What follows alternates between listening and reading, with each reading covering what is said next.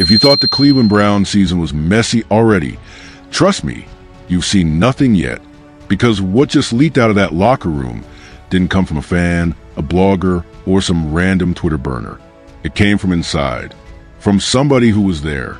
Somebody who watched every sideline argument, every eye roll, every whispered conversation, and finally said, enough. This is Spill News, where secrets explode before your eyes. And today's explosion? It's a three-way wildfire involving Kevin Stefanski, a group of frustrated players, and a quarterback the internet cannot stop talking about, Shedeur Sanders. The tension is real. The whispers are louder. And the knives? Oh, they're out. But here's the real question I want you to think about. If you were a young QB thrown into chaos, blamed for a system you didn't control, and quietly defended by teammates while your own coach refused to prepare you, what would you do? Stay silent or fight back? Because the internet couldn't believe what leaked, and you won't either. Fans are calling the truth bomb Cleveland wasn't ready for. One insider said, bro said too much and they got him. And trust me, this only gets uglier.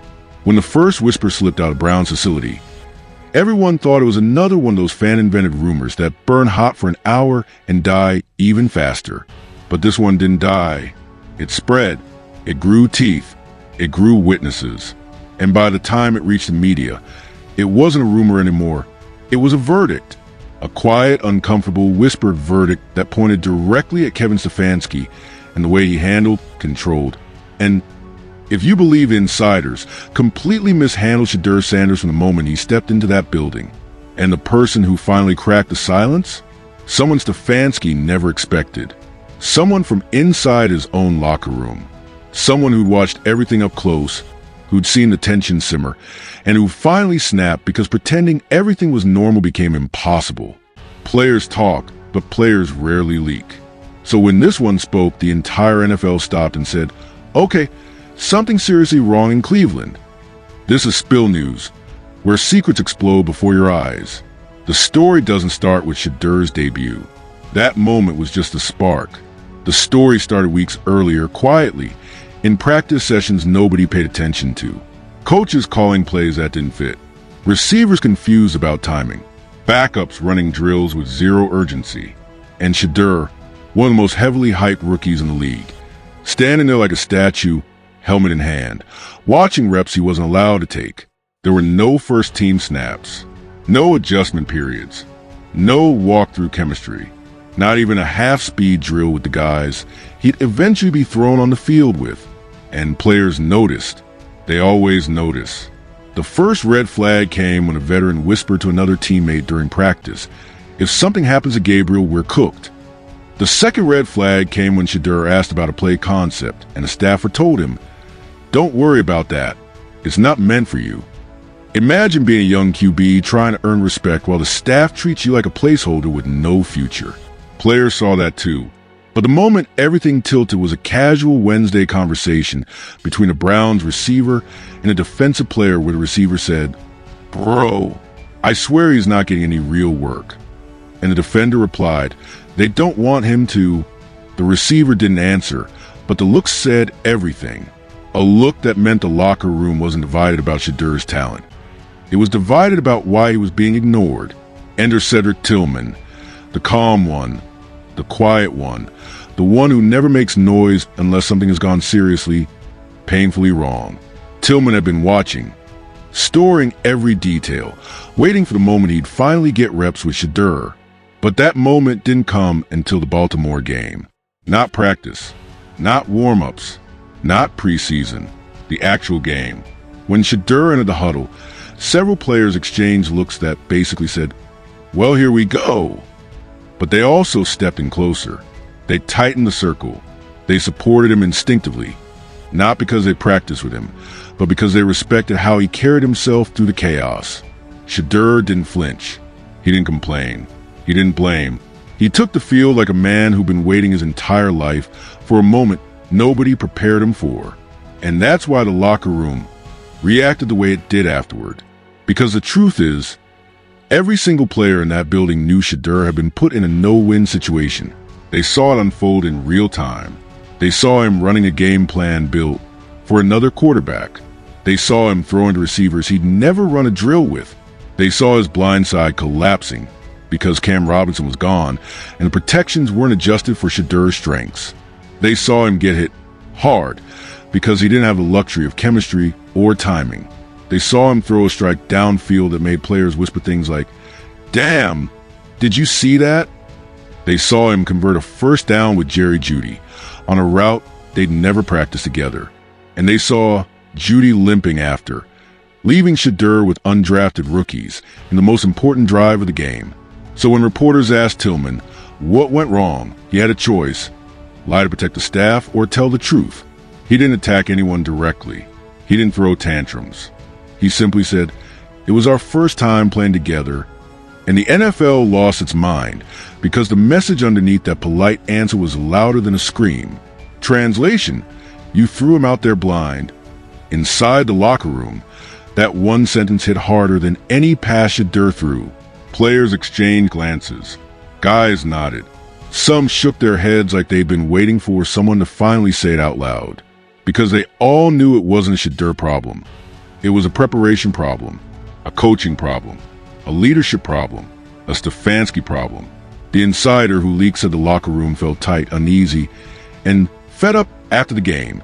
Not at Shedeur, at the situation, at the decisions that led to it, at the lack of transparency, at the feeling that Shedeur had been set up to take blame for something that wasn't his fault. You can survive losing. You can survive criticism. But you cannot survive losing the trust of your own locker room. Players started talking among themselves. Not loud enough for cameras. Not public enough for social media. But quiet enough to be dangerous. A defensive vet said, "If you want him to succeed, give him the same damn reps you give everyone else." Another said, "We've seen what Gabriel can do. We've seen what he can't." A third said, "If this is how they treat him, we're in trouble." The insider also revealed a moment that didn't make the broadcast, a moment on the sideline where Shedeur asked a question about a coverage adjustment and a staffer gave him a vague half answer. Tillman walked over and explained it himself. That's when Mike barely picked up Tillman, saying, "I got you, bro." It wasn't dramatic. It wasn't loud. But that "I got you" echoed deeper than anyone realized. And while Stefanski stood at the podium insisting, "It's too early to judge," players felt differently. They weren't judging Shedeur. They were judging Stefanski, judging the preparation, judging the logic, judging why a rookie was being thrown into fire without gear, judging why the system wasn't adapting, judging why everything felt like it was designed to collapse on one player's shoulders. That's why this leak happened. That's why players are whispering.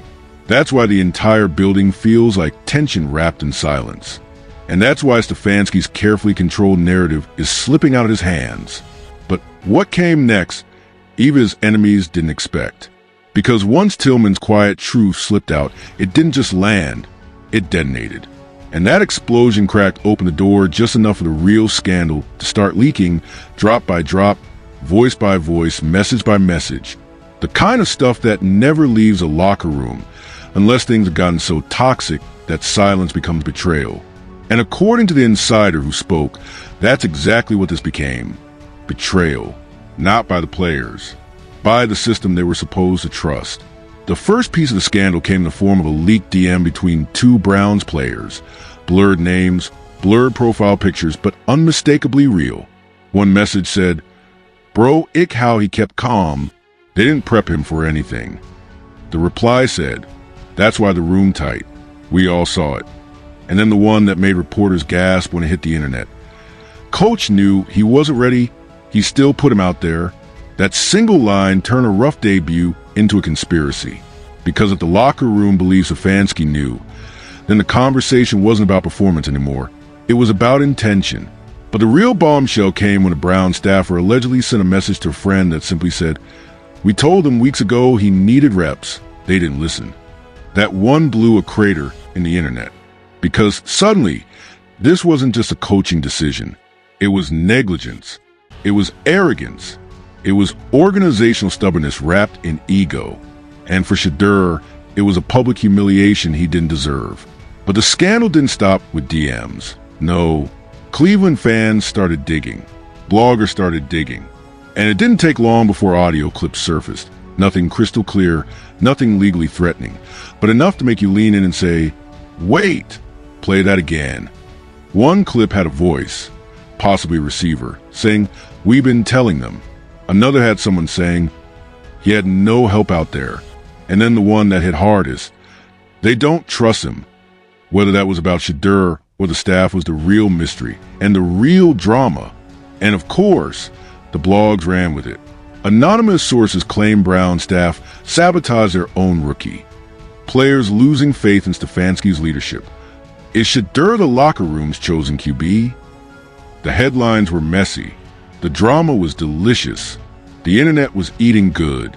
But nothing compared to the moment an anonymous NFL insider, someone known for accurate leaks, posted. Multiple players are frustrated that Shedeur didn't get first-team reps. Tension is real. Leadership is not aligned. And that's when fans realized this wasn't gossip anymore. This was a fracture. But the wildest part? It wasn't the DMs. It wasn't the leaked audio. It wasn't the bloggers. It wasn't even the anonymous insider. It was the whispers around facility. Players quietly telling teammates in hushed voices that they believed Shedeur was being held back on purpose. One player allegedly said, "They don't want him taking the job." Another said, "It's politics, not football."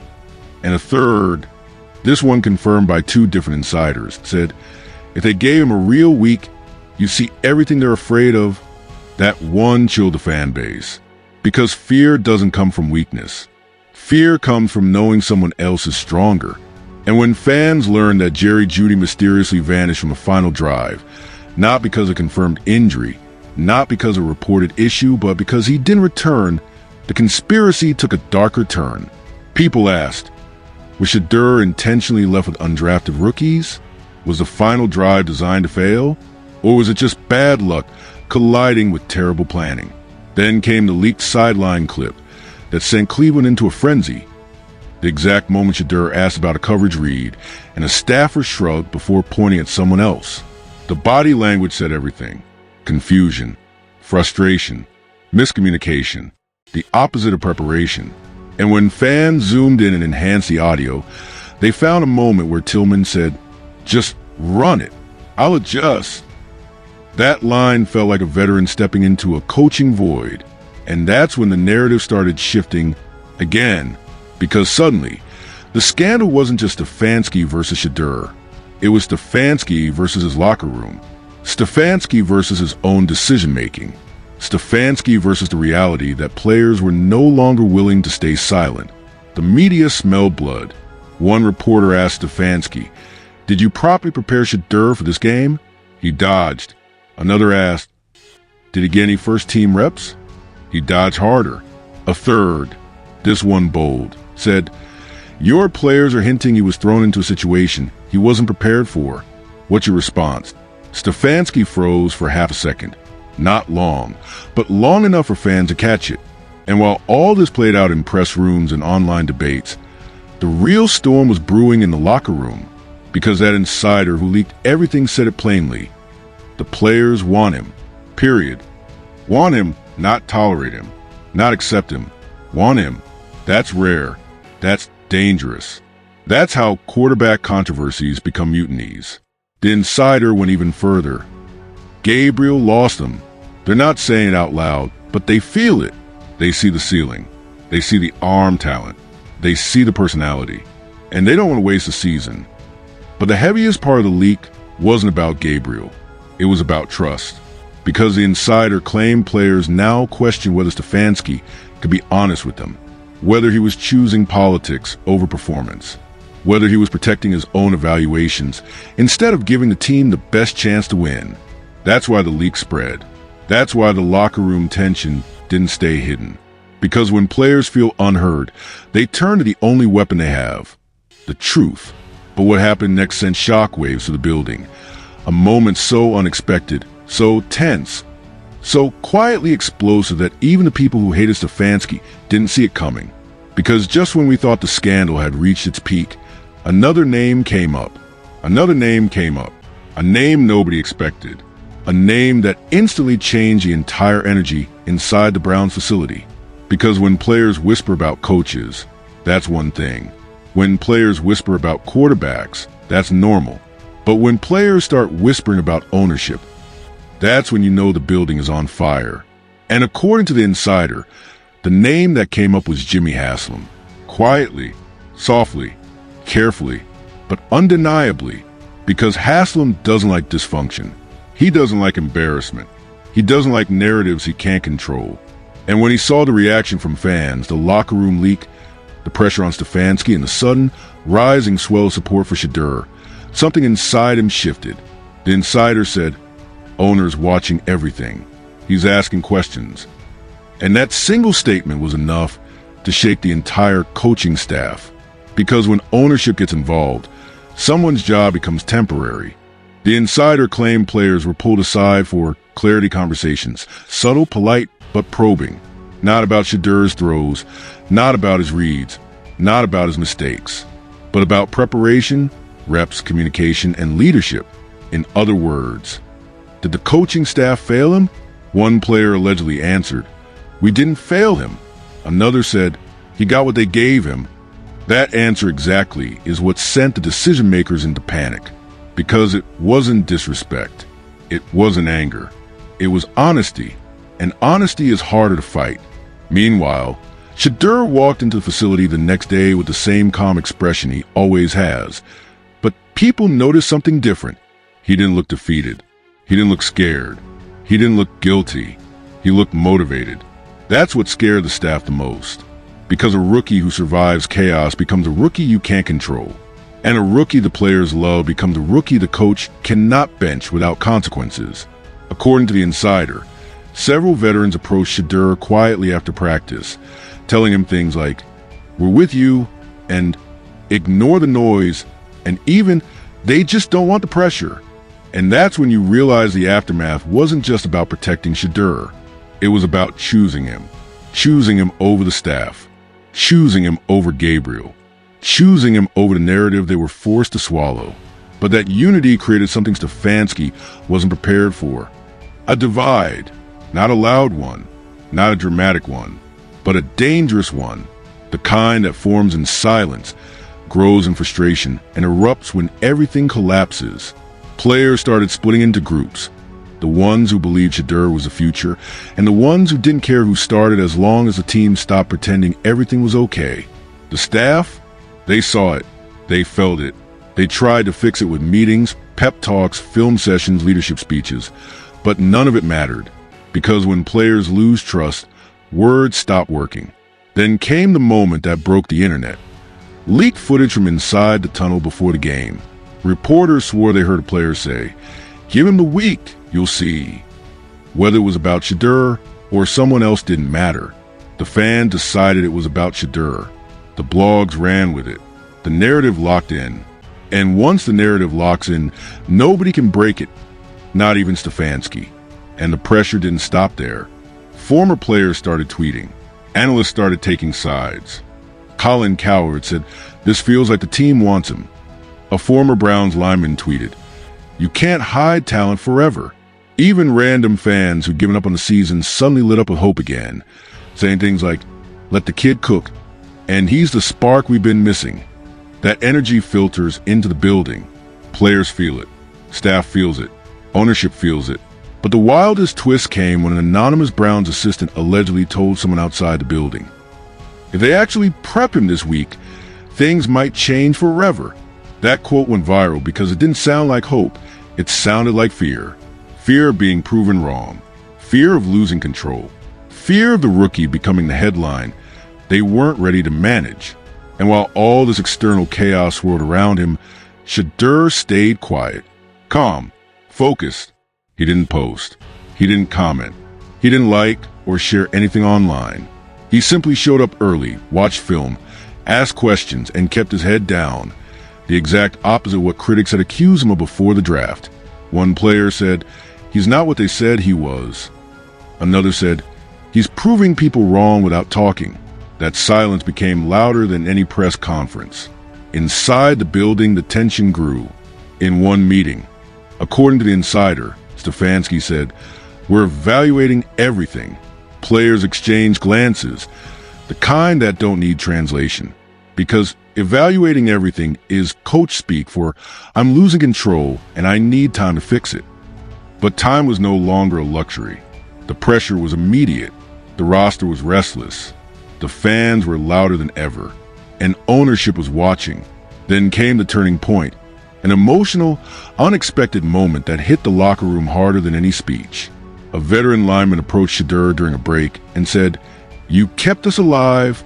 Don't let anyone tell you different." That moment, quiet and unseen, changed everything. Because when the big men believe in you, the locker room follows. But every rise is a final test. And that test came in the form of another unexpected conversation. This time between a staffer and a player. The staffer said, "We're sticking with the plan." The player responded, "That's the problem." That exchange leaked. And once it leaked, the entire internet realized the truth. This wasn't just a quarterback controversy. This was a philosophical war inside the franchise. And here's where the aftermath becomes even darker. The insider claimed that certain players began keeping mental notes of who supported Shedeur and who didn't. Not out of malice, but out of preparation. Because players know when changes are coming. They feel it in the building. And according to the leak, players fully expect changes soon. Coaching changes. Leadership changes. Maybe even quarterback changes. The sense of something is coming became so strong that you could feel it vibrating off every report, every leak, every tweet. But the twist nobody expected wasn't about the staff. It wasn't about Gabriel. It wasn't even about Shedeur. It was about the insider themselves. Because after dropping one last message, "Decisions coming soon," people scared. They vanished. No more posts. No more leaks. No more DMs. Gone.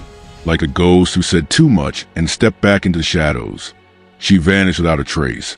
But the secret stayed. So now you've seen it all. The whispers, the leaks, the quiet rebellion, the players choosing truth over politics, and a rookie quarterback thrown into a storm he never asked for, but somehow survived anyway. And if this is how the Browns act under pressure, imagine what happens when the next decision drops. Imagine what happens when ownership finally steps in. Imagine what happens when Shedeur is actually given a full week of real preparation, real chemistry, real support. That's not just a storyline. That's a seismic shift waiting to go off like an earthquake under this franchise. And the craziest part? We're only getting started. Because everything happening behind the scenes in Cleveland right now is bigger than one game, one coach, or one quarterback. This is about pride. This is about ego. This is about a locker room fighting for the direction of the entire team. And the next move, whoever makes it, is going to tell us exactly how deep this fracture goes. So now the question is on you. What do you think happens next? Do the Browns finally hand Shedeur the keys and let the kid drive? Does Stefanski lose the locker room completely? Does ownership step in and flip the entire structure upside down? Or does this tension explode into something even wilder than the leaks we've seen so far? Tell me right now in the comments, because this fan base isn't divided anymore, it's roaring. And trust me, your voice matters in this chaos. Hit that like button if you're riding with the truth. Smash that subscribe button if you want the next leak the second it drops. And turn on notifications because we're tracking every insider whisper, every silent stare, every fracture in this franchise as it happens. This is Spill News, where secrets explode before your eyes.